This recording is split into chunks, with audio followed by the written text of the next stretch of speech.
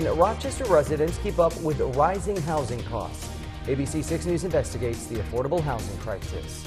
Good evening and thank you for watching tonight. I'm James Wilcox. And Morley, over the next decade, Rochester is expected to see significant growth, thanks in part to the Destination Medical Center initiative and the creation of new jobs. However, there is a problem. The cost of living continues to go up and many jobs aren't being created to pay enough to support the increase. ABC 6 News anchor Rachel Wick investigates the affordable housing crisis in the Med-City. I applied for many positions in Florida. My family suggested that I look for work here, and things happened really quickly, so I decided to move here. Opportunity. It's pulled people to different parts of our country for centuries, but it's only one piece to the puzzle. When you got your job in Rochester, what was the next thing you had to do?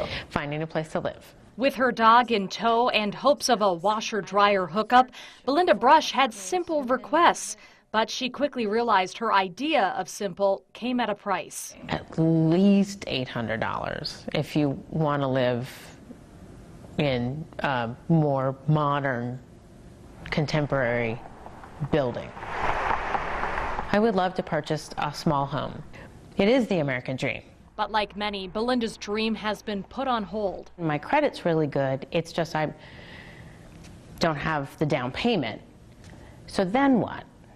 Of what those selections have been. That's where Mary Tingerthal and the Minnesota Housing Finance Agency come in. Housing is such an important platform for success for families. For about 40 years, the agency has helped finance home mortgages and rental properties using private capital and state resources. And last year, in our single-family programs, we provided first-time mortgages to almost 4,500 home buyers in Minnesota. But Mary admits there's a problem.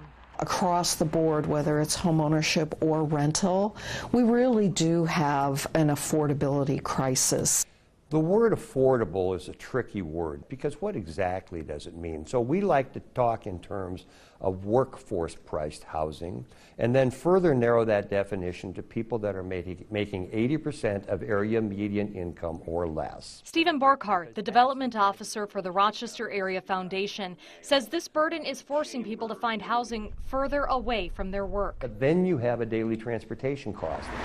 This is why some leaders in Rochester, like Councilman Michael Wojcik, are putting a lot of their efforts behind affordable housing in the city. Because we have a lot of people that can't afford to live in Rochester. We have a lot of jobs, particularly entry-level jobs, that are going unfilled right now. But if there are job openings, why is there a housing problem? We have a lot of jobs in the downtown core that don't pay enough. Not everyone can afford a $350,000 home and a commute. Cascade Creek Apartments, located in the Kutsky Park neighborhood, is just one of more than 10 affordable housing complexes in Rochester. However, it's not always an easy process when the words affordable and housing are in the same sentence. The concerns over affordable housing, a lot of times you hear it's about traffic, it's about crime, and it's about property values. And I can tell you with absolute certainty that these kind of projects do not create traffic issues. They do not increase crime. In fact, they have the opposite effect on it. And they do not deteriorate property values. And in fact, this actually helped to increase property values throughout the community. As you can imagine, units like Cascade Creek fill up fast, leaving many still looking for options. 4 more houses that are going to be coming on the market soon. Shirley Lee with First Home says the nonprofit has helped more than 200 families become homeowners who otherwise may not have been able. Basically, the homeowner owns a home, they pay the taxes on the home, and they are the homeowner. It's just that First Homes puts a long-term investment into the home by subsidizing between $30,000 to $40,000, reducing their mortgage by that much, so making it extremely affordable for the buyer. Housing is inextricably connected to every aspect of human development, the living experience, and the workforce development of our community. I put myself through college while I was raising my children and working part-time. Shouldn't I be able to own my own home if I'm working in the field of my choice? Hopefully someday. That is the goal. Hopefully someday. Councilman Wojcik predicts Rochester will need another 10,000 affordable housing units over the next several decades.